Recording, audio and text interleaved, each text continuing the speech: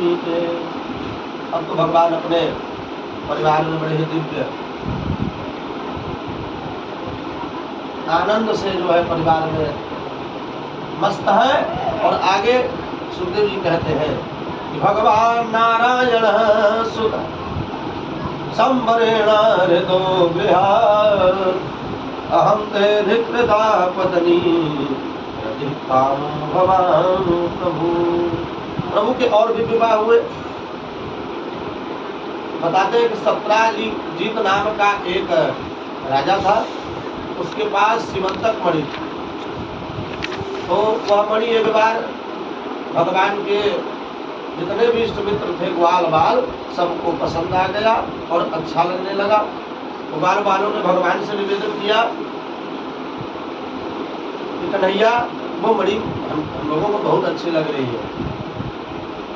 भगवान ने निवेदन किया और ग्वाल बालों ने निवेदन किया, लेकिन सत्राजित ने उस मणि को नहीं दिया। सुखदेव जी कहते हैं कि सत्राजित का भाई एक दिन वह मणि लेकर जंगल की तरफ गया और फिर पुनः वह लौट कर नहीं आया। तो इससे सत्राजित को मन में शंका होने लगी कि अवश्य भगवान ने हमारे भाई को लगता है कि मार दिया है, इसलिए भगवान की बुराई करने लगा सत्राजित। परंतु वहां तो सत्य कुछ और था। कर्णे कर्णे चपंचना। धीरे धीरे बात फैलती गई। भगवान ने कहा मन ही मन भगवान ने कहा कि अरे राम राम, किया कुछ नहीं, कलंक इतना लग गया चोरी का। अभी तो माखन चोरी का लगता था, लेकिन अभी तो मणि की चोरी का भी लगने लगा। इसलिए भगवान निकल पड़े खोज के लिए। तो भगवान मणि की खोज में निकल पड़े। जंगल में ढूंढते ढूंढते एक शेर दिखा। शेर भी मरा पड़ा था, सत्राजित का भाई भी मरा पड़ा था। तो प्रभु ने कहा शेर भी मरा है, इसका भाई भी मरा है, तो आखिर कौन इसको ले गया। तो कुछ दूरी पर भगवान गए और कुछ दूर जाने पर भगवान को एक कन्या दिखी, जामवंत की पुत्री, उसका नाम था जाम्बवती। तो वह उस मणि को लेकर खेल रही थी। भगवान उसके पास गए, बोले ये मणि हमारी है, दे दीजिए। लेकिन कन्या ने कहा ये मेरे पिताजी ने दिया है, तो आप पिताजी से जाइए निवेदन करिए। तो जैसे ही भगवान पिताजी से निवेदन करने गए तो जामवंत ने कहा कि इसके लिए तुमसे मुझे युद्ध करना होगा। तुम अगर जीत गए तो ये मणि तुम्हारी, अगर मैं हार गया तो ये मणि तुम्हारी, अगर मैं जीत गया तो तुम्हें मणि ये नहीं दी जाएगी। तो प्रभु को ये जो है मंजूर हो गया। 27 दिन तक जो है बड़ा भयंकर युद्ध चला। 28वें दिन भगवान ने जामवंत जी को उठाकर ऐसा पटका कि शरीर के सारे अंग जो है गोविंदा गए नहीं, असर हो गया। जब हम हार गए, जब शरीर साथ नहीं देता तो आप क्या युद्ध करेंगे। इसलिए परास्त मान करके जामवंत जी ने कहा कि महाराज मणि तो ले ही जा रहे हैं, लेकिन इस मणि के समान मेरी एक पुत्री भी है जिसको आप दर्शन जिसका कर ही रहे, तो इसका भी वर्ण आप साथ में कर लीजिए। भगवान ने दूसरा विवाह जाम्बवती के साथ किया, उसका भी वर्ण किया। और तुरंत जो है भगवान सत्राजित के पास पहुंचे और मणि दे दी और कहा कि ये झूठा कलंक जो तुमने मुझे लगाया ये महापाप है। किसी विषय वस्तु, अर्थात कहने का तात्पर्य किसी के विषय में बिना जाने व्यक्ति को नहीं बोलना चाहिए। कुछ भी शब्द या हम आपके विषय में नहीं जानते तो हमें आपके विषय में गलत कहने का या अपशब्द कहने का कोई भी वो नहीं है। इसलिए बिना विचारे जो करे सो पाछे पछताए। अब इतना लज्जित हुआ सत्राजित, तो सत्राजित ने कहा महाराज बहुत लज्जित हूँ, इसलिए मेरी प्रजा जो है हमारी खूब बेइज्जती करेगी। हमें लगता है कि मैंने जो आपको अकलंक लगाया इसके प्रभाव से मेरी जो प्रजा है इससे अकलंक न लगे। मेरी बेटी है, इसका आप जो है वर्ण कर लें। और प्रभु ने कहा भैया इसे ही वर्ण करते फिरेंगे तो खूब वर्ण होते होते तो परिवार इतना बड़ा हो जाएगा है। भगवान जो है अंततोगत्वा सत्राजित लज्जित हुआ और उसकी बेटी थी सत्यभामा। सत्राजित की बेटी सत्यभामा। तो इस प्रकार प्रभु ने तीसरा विवाह किया। फिर लेकर के अपने परम धाम को गए। एक बार भगवान अपने प्रिय पांडवों के साथ द्वारिकापुरी, द्वारिकापुरी नाम किसका है भैया जान लीजिए, दिल्ली का। हाँ, द्वारिकापुरी नाम है दिल्ली का। तो दिल्ली पधारे और भगवान अर्जुन से बोले कि हमारी प्राचीन नगरी है इंद्रप्रस्थ। कौन सी नगरी है? इंद्रप्रस्थ। पांडवों ने प्रभु जैसे ही पांडवों के पास आए, पांडवों ने दिव्य भव्य स्वागत किया। अहम देवस्य सवितुर है ना दिल्ली, हस्तिनापुर है ना, द्वारकापुरी तो समुद्र के किनारे। द्वारिकापुरी से दिल्ली पर हस्तिनापुर। जी जी, द्वारिकापुरी जो है ये इसको हस्तिनापुरी क्षमा चाहते हैं। तो क्या है, ध्यान नहीं है, यहाँ शब्द है। तो भगवान दिल्ली पधारे, वहां पांडवों ने दिव्य भव्य स्वागत किया और आत्मीय स्वागत किया है। पहले भी पांडवों को विजय दिलाकर भगवान ने उनके मन का, उनके पांडवों के मन में माधव बस गए थे। और इतने दिनों बाद आए तो भाई कोई भी रिश्तेदार हो या कोई संबंधी हो, तो अगर कुछ दिनों बाद आता है और बहुत दिनों बाद आता है तो उसका स्वागत भाई विशेष होता है कि नहीं। तो विशेष स्वागत किया। और एक दिन भगवान अर्जुन से बोले कि चलो वही रथ निकालो और फिर आनंद लिया जाए। तुरंत यमुना पार घूमने चल दिए। दोनों मित्र रथ में बैठकर घूमने निकले। तो यमुना तट पर एक कन्या को तपस्या करते देखा। तो अर्जुन से पूछा भगवान ने कि अर्जुन ये कौन है जो इतना तप में विलीन है। तो पुनः अर्जुन रथ से उतरा और अर्जुन ने तुरंत उस कन्या से पूछा कि हो देवी, अहम देवस्य सवितुर दुहितापति विक्षति विष्णुं वरेण्यं वरदः तपः परमवास्तितः। अहम देवस्य सवितुर दुहिता, अर्थात महाराज निवेदन किया उस कन्या में, मैं दुहिता हूँ, मेरा नाम कालिंदी है। तो मैं द्वारिकाधीश को अपने मन में ही पति रूप में मान चुकी हूँ, इसीलिए यह तपस्या कर रही हूँ। भगवान मुस्कुराए, दौड़े दौड़े आए और पुनः जो है कालिंदी से विवाह रचा।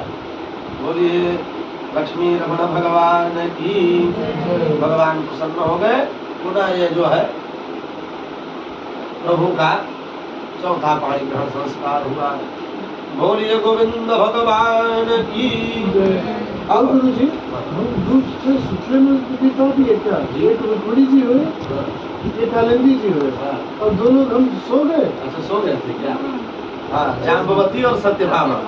जाम्बवती की पुत्री जाम्बवती के साथ भगवान ने वर्ण किया और सत्यजीत नाम का जो राजा था उसकी कन्या से जो है भगवान ने वर्ण किया। तो उसकी कन्या का नाम था सत्यभामा, ये कालिंदी। और आइए अब अवंती उज्जैन देश के राजा थे बिंद और अरविंद। उनकी बहन का नाम था मित्रवृंदा और भगवान ने मित्रवृंदा के साथ विवाह किया।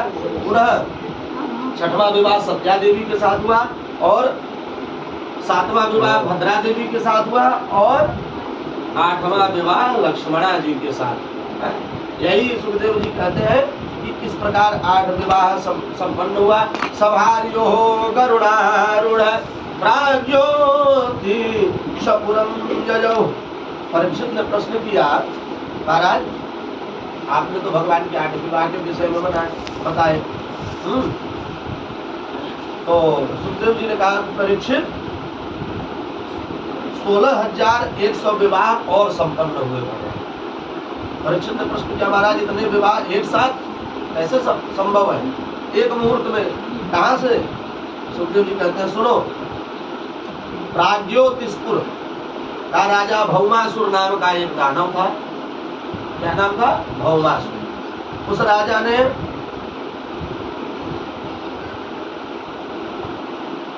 जो है 20,000, बताया कि इसने 20,000 राजकुमारियों के साथ विवाह का संकल्प किया था। भौमासुर जिस राजा को युद्ध में पराजित करता था उसके यहाँ जितनी कन्याएं रहती थी सबका हरण कर लेता था। इस प्रकार जो है उसने 16,100 स्त्रियों का हरण किया। और भगवान ने जब यह देखा और जिसको पराजित करता था, ला करके उसकी कन्याओं को बंदी गृह में डाल देता था। तो तब उनकी संख्या धीरे धीरे 16,108 हुई। तो सभार योग गरुड़ आरूढ़ सत्यभामा को साथ लेकर गरुड़ पर बैठकर भगवान प्राग ज्योतिषपुर पहुंच गए। नगर में प्रवेश किया तो नगर रक्षक 5 मुख वाला नामक दैत्य भगवान पर झपट पड़ा और भगवान ने उसके 5 मुखों पर ऐसा मुक्का मारा कि श्री हरि हरे नमः। प्रेम से बोलिए गोविंद भगवान की जय। भौमासुर सैन्य शक्ति के साथ भगवान के साथ जो है युद्ध किया, उसमें पराजित हुआ। और जैसे ही भौमासुर पराजित हुआ, भौमासुर का भगवान ने संहार किया। प्रेम से बोलिए भौमासुर मर्दन भगवान की जय। इस प्रकार 16,100 उन कन्याओं को प्रभु ने उस भौमासुर नाम के दैत्य के चंगुल से मुक्त कराया। और जैसे ही मुक्त कराया तो सारी देवियां बोल पड़ी, गोविंद हे माधव, आपने तो हमें इस माया से छुट्टी दे दी, परंतु संसार में अब हम किस मुंह से लेकर जाऊंगी, किस मुंह को लेकर मैं जाऊंगी दिखाने अपने घर। इसलिए प्रभु ने कहा ठीक है भैया, अगर नहीं जा सकती तो हम सबका वर्ण कर लेते हैं। तो इस प्रकार प्रभु ने 16,100 स्त्रियों का वर्ण किया। इस प्रकार प्रभु के विवाह हुए 16,108। प्रेम से बोलिए दीनबंधु भगवान की जय। एक दिन भगवान ने सोचा कि इतनी रानियां पटरानियां पत्नियां हैं और इतने बड़े परिवार में भी मैं आनंद पूर्वक हूँ और कोई हमसे रूठती नहीं है। तो भगवान ने किसी को रुष्ट होने का प्रयास किया। तो किसको किया? पहले रुक्मिणी जी के पास गए, देवी आज तो अलग ही आप लग रहे थे। और भगवान ऐसे ऐसे शब्दों को रखा भगवान ने रुक्मिणी जी के समक्ष कि रुक्मिणी जी को लगा कि ये मेरे नारायण जी ही हैं कि आज बदल गए हैं। और भगवान क्या कहते हैं कि हे देवी, मैं तो आपके योग्य ही नहीं था। आपके मतलब लक्ष्मी जी को वो उनसे हाथ से कर रहे कि थोड़ा सा ये रुष्ट हो जाए। रुष्ट कोई नहीं होता, तो जो स्वयं लक्ष्मी है तो कैसे रुष्ट होगी, वो भी नारायण से। आजकल हमारी समस्या ये है कि भैया लक्ष्मी जी को पहले बुलाते हैं, नारायण जी आवे चाहे न आवे कोई मतलब नहीं, लक्ष्मी जी आनी चाहिए। लक्ष्मी जी नहीं आएंगी तो फिर परिवार व्यवस्था सिस्टम कैसे चलेगा? हाँ? तो आजकल हम लोग लक्ष्मी जी के पीछे भाग रहे हैं, लेकिन लक्ष्मी जी स्वयं कहती हैं कि जो हम जैसे राम जी के लिए लक्ष्मण जी कहते हैं कि जो न मेरे राम का सो न मेरे काम का, उसी प्रकार लक्ष्मी जी भी कहती है कि जो मेरे नारायण का नहीं है वो मेरा क्या हो सकता है। इसलिए पहले जब नारायण का आप स्मरण करेंगे, नारायण को बुलाएंगे तो भागी भागी दौड़ी चली आएंगी लक्ष्मी जी है? तो लक्ष्मी जी को तो आना ही है नारायण जी के साथ। तो प्रभु ने खूब हास्य परिहास्य किया, लेकिन देवी कभी भी असंतुष्ट नहीं। अयम ही परमो लाभो ग्रहेषु ग्रह वेदिना यन्नमयन नीयते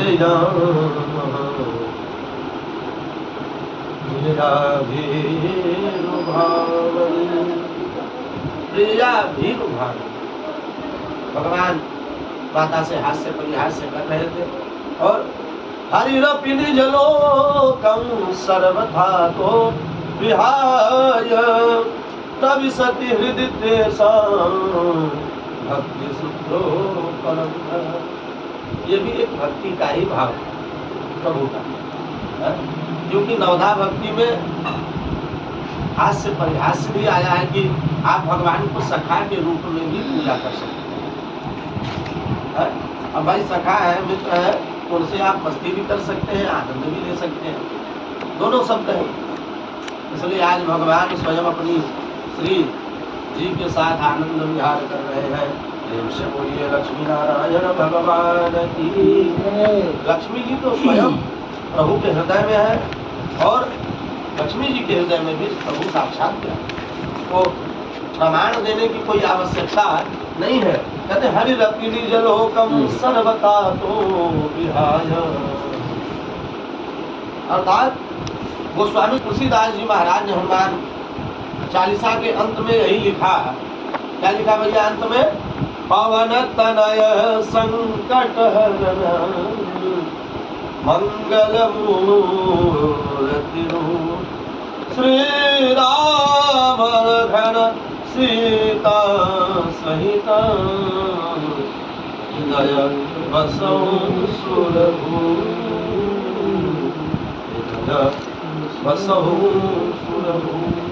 अर्थात हनुमान जी तो ऐसे परम वैष्णव भक्त हैं जो प्रभु को स्वयं हृदय में विराजमान है।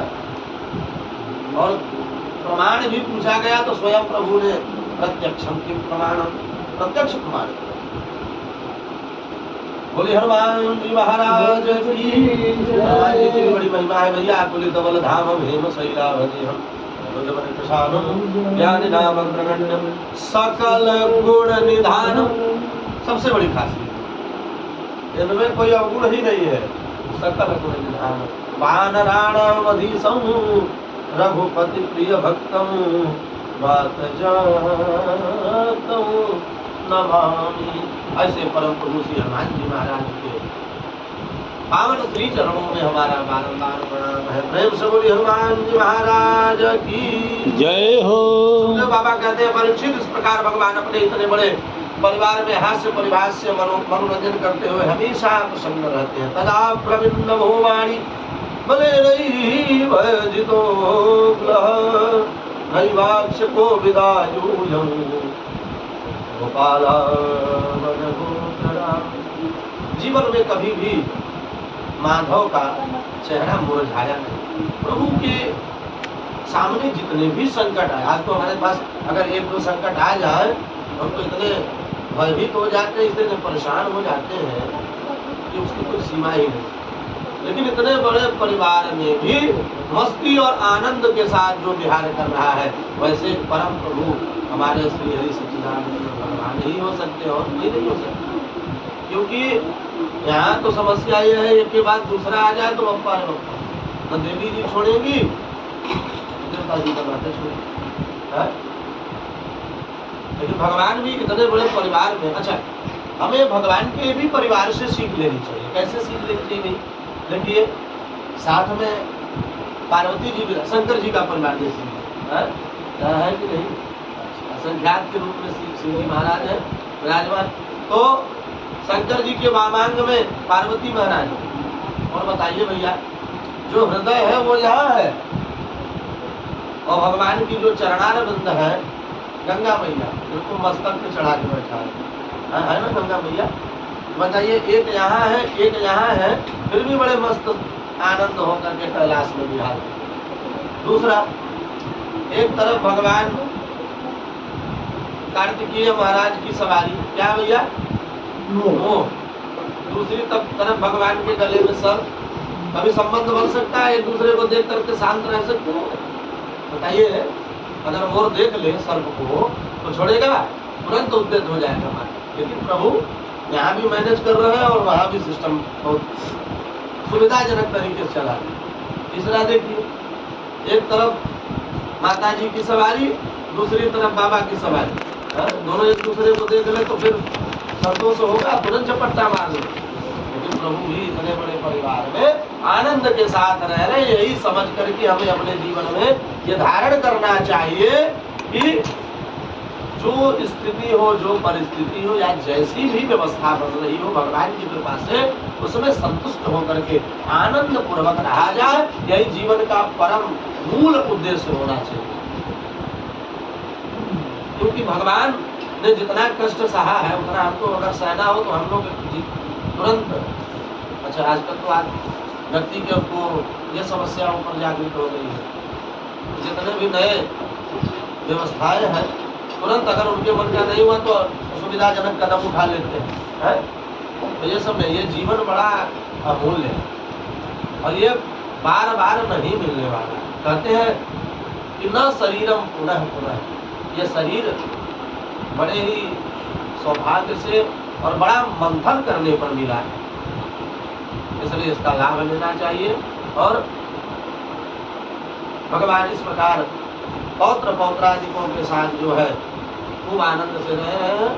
और भगवान के पुत्र हुए, बहुत ही अब इतना बड़ा परिवार है। परिचय देने लगे भैया तब तो पूछिए मत, परिचय देते देते हमें लगता है कि पूरा जीवन व्यतीत हो जाएगा, परिचय नहीं हो पाएगा। इसलिए सुखदेव जी ने कहा कि परीक्षित इतने बड़े परिवार में पौत्रादिकों के साथ भी प्रभु आनंद के साथ रह रहे हैं। एक बार जो है भगवान के पुत्र कौन थे बताते हैं कि श्री कृष्ण जी के पुत्र का नाम था प्रद्युम्न। और प्रद्युम्न के पुत्र कौन हुए बताते हैं कि अनिरुद्ध हुए।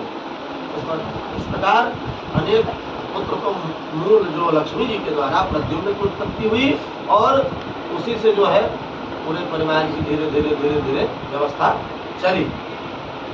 आगे अनिरुद्ध हुए, अनिरुद्ध जी के 2 विवाह हुए और दोनों में भयंकर युद्ध हुआ।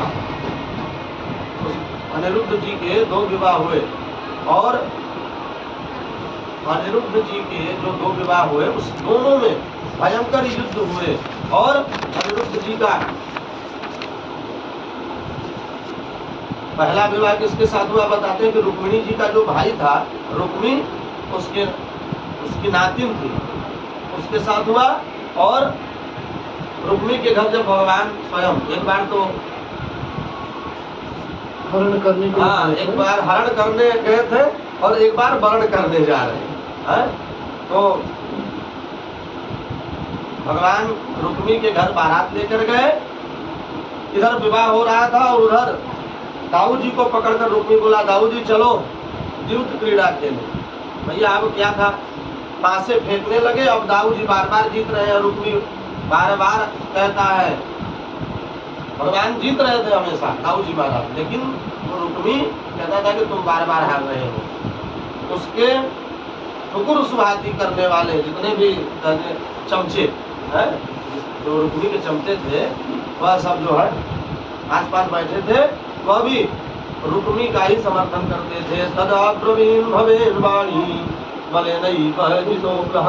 आकाशवाणी हुई, द्यूत क्रीड़ा में विजय हुई भगवान की, दाऊ जी की। और अब तो दाऊ जी की आंखें लाल हो गई,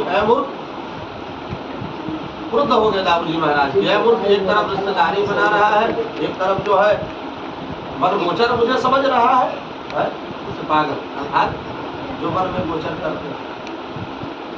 तो भगवान अरिष्ट हो गए, हल मूसल उठाया, हल पकड़ करके तुरंत मूसल धमक दिया और रुक्मी जो है सीधे गोविंदाय नमो नमः प्रेम से बोलिए भक्त वत्सल भगवान की।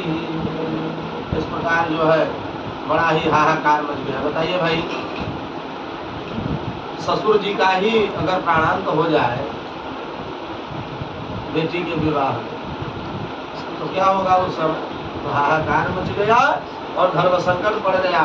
भगवान के भाई ने उनकी पत्नी रुक्मिणी के भाई को मार दिया, यही हल्ला मच गया। मतलब भगवान अर्थात कृष्ण के भाई अर्थात बलराम ने रुक्मिणी को मार दिया, ऐसा हल्ला हुआ। भगवान पक्ष किसका ले भैया, पत्नी का कि साले साहब? तो भगवान भी बड़े धर्म संकट में भगवान के पास पत्रकार पहुंचे, बताइए महाराज। पत्रकार अर्थात उस समय पत्रकार अलग थे, इस समय के पत्रकार अलग थे। अर्थात इस घटना पर आप क्या कहना चाहेंगे? पत्रकार तो ऐसे ही लोगों को पकड़ते हैं। पत्रकार क्या करते हैं? अभी देखिए, तो महाराज जी के पीछे काफी पत्रकार पड़े थे, लेकिन भगवान की जहाँ कृपा होगी वहाँ आप कुछ भी नहीं कर सकते।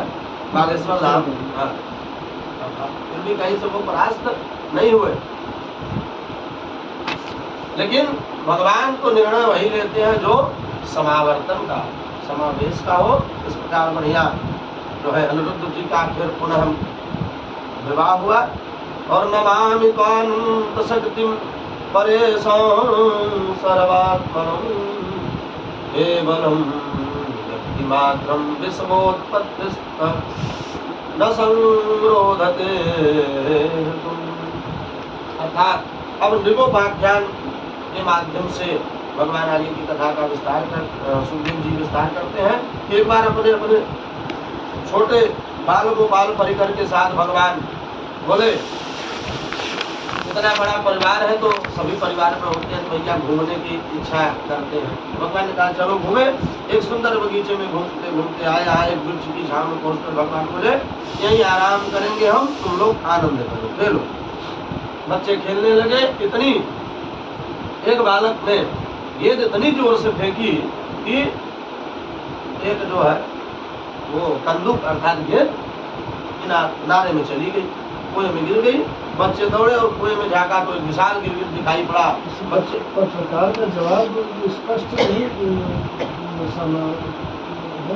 देखिए भगवान का काम है समावेश। वो समावेशी जो हो जाना ये तो डिप्लोमेटिक जो हो गया, उनका जवाब भी दिया हुआ है। हाँ ये हो गया वो जैसे समावेशी तो एक तो बहका करके आगे बढ़ जाने वाली बात। हाँ जैसे क्या है भाई देखिए कथाएं हैं और कथाएं अनंत हैं और इसका कोई वो छोर नहीं है। तो जैसे इसमें मूल कथाओं को कहने का वो आश्रय दिया है जैसे मूल रूप से, फिर भी हम उस पर निरूपण कर देते हैं। भगवान ने क्या कहा उनसे, रघुनाथ हमारी गलियां नहीं जाए, कृष्ण जी का भी ब्याह कराए थोड़ा पहले 10 मिनट पहले। हाँ कल तो गाया गया था ना। नहीं हम सोचे थे कि आज कृष्ण जी का जो ब्याह कराए हैं तो उसमें जी का भगवान का विवाह तो कल था, आज तो बहुत विवाह है। अब गाना गाने लगेंगे तो गाना गाते गाते समय बीत जाएगा। देखिए क्या होता है कार्यक्रम, कथा अनंत है, कथा का कोई और छोर नहीं है। और इसमें क्या है देखिए आज अंतिम दिवस, अरे भैया और अंतिम दिवस में आपके पास कार्य भी बहुत ज्यादा है। अर्थात यज्ञ की परिपूर्णता मूल रूप से देखिए इसमें 18,000 श्लोक है, 335 अध्याय है और 12 स्कंद है। और मूल रूप से कथा तो हरि अनंत हरि कथा अनंत, कथाएं बहुत है, लेकिन अगर उसको हम सुनने लगेंगे तो ये कथा 7 दिन में पूरी होने वाली नहीं है। तो इसलिए मूल कथाओं का अनावरण किया जाता है जिससे आपको जो है जो मूल कथाएं लिखी गई होती हैं उसका आपको समझ कराया जाता है। और इसमें मूल ये होता है कि जो ये 18,000 श्लोक है इसका वर्णन होना अति आवश्यक है। अर्थात जो ब्राह्मण गण लगे हैं वो पुस्तक श्रीमद् भागवत का महापुराण का ग्रंथ है, इसमें 18,000 श्लोक है। कहते हैं इतना अगर हो जाता है, ये जो 18,000 श्लोक है इतना अगर श्लोकों का वर्णन हो जाता है तो उसके घर से जितनी भी बाधाएं होती हैं, जितने भी पूर्वज पितर होते हैं, सब जो है मुक्ति को प्राप्त हो जाते हैं। बहुत लोग श्रीमद् भागवत इत्यादि करते हैं तो उसमें तांत्रिक इत्यादि को भी बुलाते हैं। लेकिन भगवान ने कहा कि जब हम करने में सामर्थ्यवान नहीं रहेंगे तो तांत्रिक क्या करेगा? तांत्रिक क्या कर सकता है?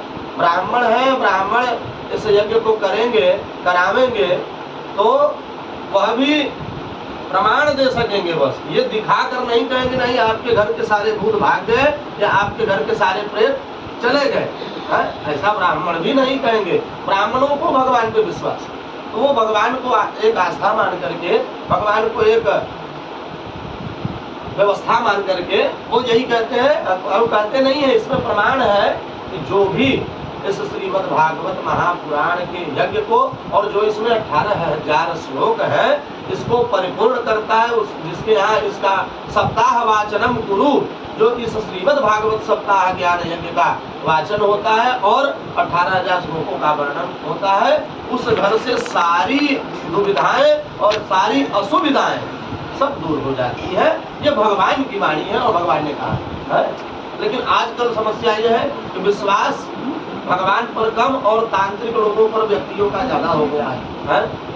अरे महाराज हम इससे परेशान हैं, अरे महाराज हम ऐसे। तो जो परेशानी से दूर कर देंगे, जो परेशानी को दूर करने वाले हैं, तो उनसे हमें संबंध बनाना चाहिए, है कि नहीं?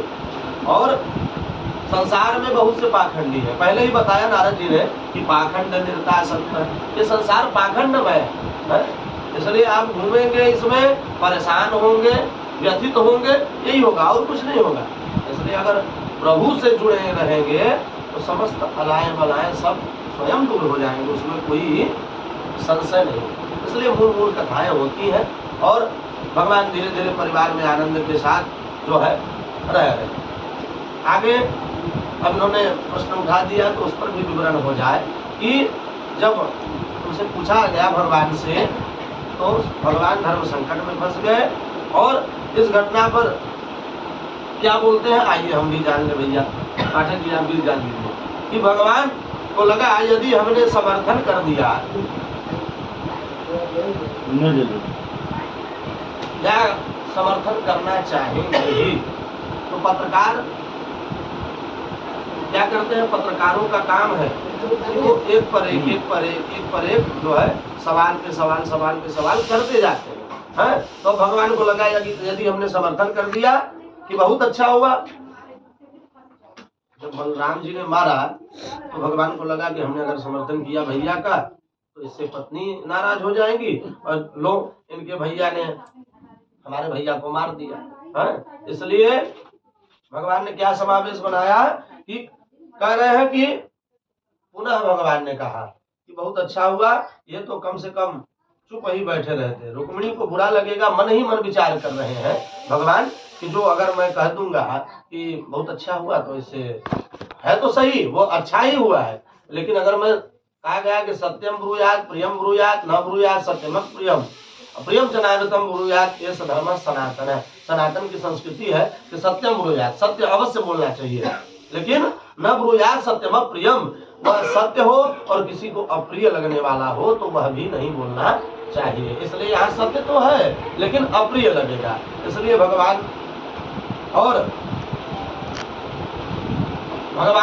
उस समय देवी जी का समर्थन किया। भगवान ने कहा कि निहते रुक्मिणी श्याले ना ब्रवी साध्वसाधुव। भगवान उस विषय पर शांत रहे, कुछ भी नहीं बोला और कतेक रुक्मिणी बलयो राजन स्नेह भंग वयाधरी। रुक्मिणी और बलराम दोनों का स्नेह बनाए रखने के लिए भगवान ने किसी के पक्ष की बात ही नहीं की और समावर्तन क्या किया भैया, मौन धारण कर लिया और कुछ नहीं बोला। इस पर उन्होंने कोई परिचर्चा ही नहीं की, तो दोनों का मान सम्मान रखने के लिए उस पर कुछ बोले ही नहीं। अब बताइए हम उस पर आपको क्या बताएं जब भगवान स्वयं हम लोगों पाख्यान के माध्यम से आइए हम कथा आगे बढ़ते हैं। तो समावेश का मतलब यही, मैंने क्या कहा, देखिए कुछ कथाएं ऐसे होती हैं कि जो सीधे डायरेक्टली उसको संपन्न भी कर दिया जाता है, लेकिन कुछ कथाएं ऐसी होती हैं जिस पर विस्तार रूप से वर्णन किया जाता है। तो यहाँ मैंने यही कहा कि प्रभु ने समावेश कर लिया। समावेश का अर्थ यही हुआ कि दोनों तरफ खुश रहे भैया और किसी को अप्रिय न लगे, वही कहा मौन हो गए। तो इस प्रकार अपने पौत्र अनिरुद्ध जी का विवाह हुआ ऋगोपाख्यान के माध्यम से। वह ऋगो नाम नरेंद्रो प्रभु गए और जैसे ही कुएं में गिरगिट को देखा तो स्पर्श किया तो उसका शरीर टूट गया और दिव्य स्वरूप को प्राप्त हो गया। प्रेम से बोलिए दीन बंधु भगवान की जय। परिचय पूछा तो ऋग ने बताया उस गिरगिट ने कि ऋगो नाम नरेंद्रोहम मिक्ष्वाकुतनयः प्रभो दानिस्वाध्यायमानेषु यदि ते कर्णमस्पृशम्। जैसे हम किसी के सामने कोई बात करते हैं तो कहने से ही पता चल जाता है व्यक्ति किस भाव में बोल रहा है। जैसे महाराज जी प्रणाम, अब जो अनुभवी होगा तो समझ जाएगा भैया यजमान का क्या भाव है। महाराज जी चरण छूके उस समय में भाव पकड़ लेगा। साष्टांग महाराज जी प्रणाम, तो बताइए भाई प्रणाम के भी कई भेद होंगे, अभिवादन के भी कई भेद होंगे। ये भाव, किस भाव से आप अभिवादन प्रणाम स्वागत सत्कार करते हैं। अच्छा कोई रिश्तेदार कहीं जाता है तो उसका जो संबंधी होता है, सगा होता है, वह जिस प्रकार से सेवा करता है उस अतिथि की, तो अतिथि के मन में भावना हो जाती है कि बड़ा अच्छा सेवा कर रहे हैं। यही पंडित जी लोग आए हैं इतने, तो खूब चकाचक खिला पिला रहे हैं आनंद के साथ। इन्होंने सुना है कथा कि भगवान दो ही चीजों से संतुष्ट होते हैं। कैसे भैया? तो वही बताया है। ये विप्र के मुख में करने से हाँ और अग्नि अग्नि में, हाँ ब्राह्मणों के मुख से आहा और अग्नि में स्वाहा। हाँ यही, इससे भगवान को अत्यंत संतुष्टि होती है। तो इन्होंने जान लिया कि भगवान अत्यंत संतुष्ट जब ब्राह्मण खा पी करके आनंद के साथ प्रसन्न रहते हैं तो और पुण्य मिलता है। इसलिए खूब चकाचक खिला रहे हैं। तो भैया जिस भावना से खिला रहे हैं पंडित जी भी उस भावना से आशीर्वाद आपको दे रहे हैं। भैया तुम आगे बढ़िए, ऐसे धर्म कर्म कराते रहिए। तो उस लेकिन अपना परिचय सुनाया। पयस्विनी तरुणी शील रूप गुणो प्रपन्ना कपिलायम शृंगी न्यायार्जितारूप्य पुराः समत्सा दुकूल नामालाभरण ददानु। परमात्मा ने पूछा तुम कौन हो? इस पर बात करने की व्यवस्था से ही भगवान ने उसको पकड़ ली कि अभी भी इसके अंदर कितना आकर है। कहता हमारा नाम आपने नहीं सुना? मेरा नाम, अरे दानियों में भी कभी परिचर्चा चलती है तो हमारा नाम पहले आता है। भैया आप हैं कौन कि आपका नाम आता है? परिचय पूछा तो परिचय देने का तरीका क्या कहता है? मैं इक्ष्वाकु का पुत्र सूर्यवंशी राजा देखो, इतना बढ़िया परिचय दिया। भगवान समझ गए कि अभी भी इसका अहंकार दूर नहीं हुआ। परिचय आजकल भाई अच्छा ही देते हैं। परिचय जिससे पूछो कहेंगे अच्छा वो हमारे परिवार में देख रहे हैं वो डीएसपी है, ये फला फला नाम है, उन्हीं के हम भाई हैं। आजकल परिचय सब लोग बढ़िया देते हैं। और परिचय विभीषण जी ने दिया। कैसा दिया भैया विभीषण जी ने परिचय? विभीषण जी जानते थे कि राम जी के दुश्मन नहीं है, पर अपितु राम जी को अपना दुश्मन मानता है मेरा भाई है? तो कहा नाथ दशानन करमय भ्राता। राम जी को परिचय विभीषण जी दे रहे हैं। किसका भैया? नाथ दशानन करमय भ्राता। और कौन हो? निश्चर वंश जन्म सुर त्राता। कैसा परिचय दिया? जो प्रभु का बैरी था उसका परिचय दिया विभीषण। इसलिए परिचय भगवान कहते हैं कि खराब ही परिचय देना चाहिए, बहुत उच्चतम परिचय नहीं देना चाहिए है? तो विभीषण ने वैसा परिचय दिया। और अन्यथा से सदंडवाद, अन्यथा कहते हैं कि भगवान ने पूछा तो जो अकड़ के अपना परिचय दिया और कहने का ढंग, परिचय का तरीका। भगवान पूछे भैया इतने बड़े राजा और इतने बड़े दानी फिर भी तुम जो है गिरगिट का जन्म कैसे पा गए? तुम्हें तो बहुत